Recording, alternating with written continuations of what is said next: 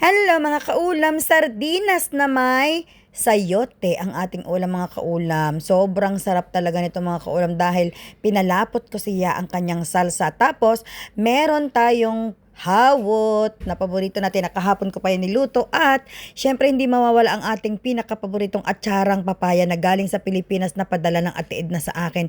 Maraming salamat Ate Edna, grabe ang sarap ng iyong atsara. Iyan talaga din ang nakapagpasarap sa kain kong iyan.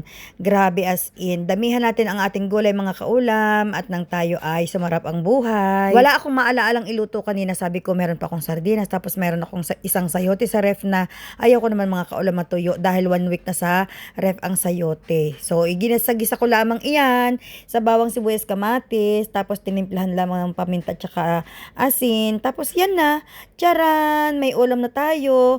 Tapos bigla ko na alaala mga kaulam dapat hihiwa ako ng itlog na maalat para may dagdag appetizer. Sabi ko naman, parang naalala ko meron akong natanggap na atsara galing sa Pilipinas. So binuksan ko mga kaulam, grabe. As in, nung binubuksan ko pa lamang ang atsarang iyan, amoy pala ang mga kaulam, amoy pala ang alam ko na sobrang sarap talaga. Tapos pinartneran ko pa yan ng niluto kong hawot kahapon, yung tuyo at saka yung sapsap na tuyo. Nakapakasarap mga kaulam, grabe as in. Sadyang hindi ako kumain sa school mga kaulam dahil sabi ko kakain ako sa bahay ng isang masarap. Tapos sabi ko at least makakasabay ko ang asawa ko sa pananghalian. Hindi na rin kami nagkasabay dahil naubusan ako ng kanin mga kaulam at kumain nga siya. Dahil kakaunti yung bahaw na natira namin sa ref. So nagsaing pa ako ng kanin. Sabi ng asawa ko, hindi na daw niya ako kayang hintayin at siya daw gutom na gutom. Sabi ko naman, sige, alangan naman kita pigilan ng pigilan, baka ako mamaya ang kainin mo. Charot! Di sabi nga niya, siya day uuna na. Sabi ko, sige, ako'y nagluluto pa ng kanin, maya-maya pa maiin-in. So pinauna ko na siya at ang kanyang ulam mga kaulam ay tinolang manok na may upo. Tinanong niya ako ng asawa ko, sabi niya, ano itong inihalo mo? Sabi ko, upo ang tawag dyan. Sabi niya, sa susunod maggulay ka uli nito dahil masarap pala ang upo. O, di ka mga kaulam.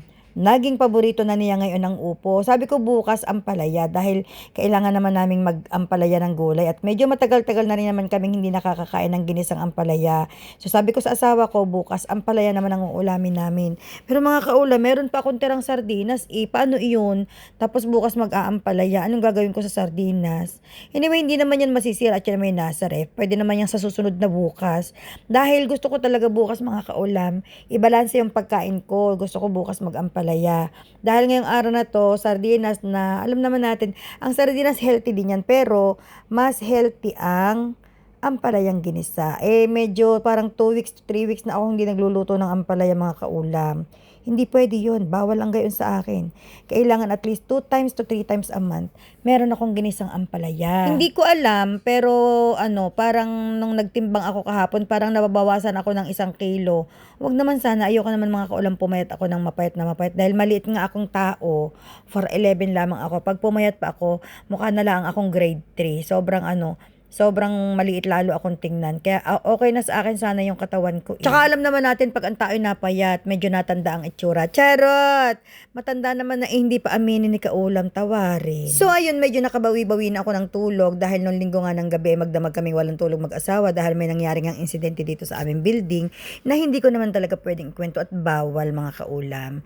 Bawal, sinabihan ako ng asawa ko na huwag mong isasama sa vlog, huwag mong ikukwento dahil sobrang bawal yun. Hindi talaga pwedeng kahit na hint, hindi ka pwedeng magbigay. So, salamat naman at ako'y nakabawi na ng tulog, pati ang asawa ko mga kaulam. Dahil kagabi, 10:00 pa lamang talaga natulog na kami at sabi namin, bawi-bawi muna tayo.